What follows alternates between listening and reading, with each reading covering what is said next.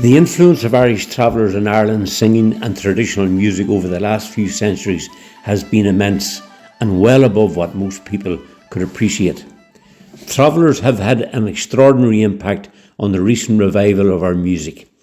John Cash, the famous Doran Brothers, Johnny and Felix, the Furies, the Keenans, and the Duns have kept dance music alive at football matches, races, fairs, and other major outdoor events. The Packer Dunn and Maggie Barry saved and popularised our greatest ballads and performed them throughout the length and breadth of Ireland, Britain and America. This 6-week course set out to facilitate travellers reclaim their musical heritage. We focus on two of the younger members of the course, Nellie and William Dundon, tracking their remarkable journey from grappling with the basics of the tin whistle to participating in the weekly traditional music sessions in the railway bar near, and all within 6 weeks.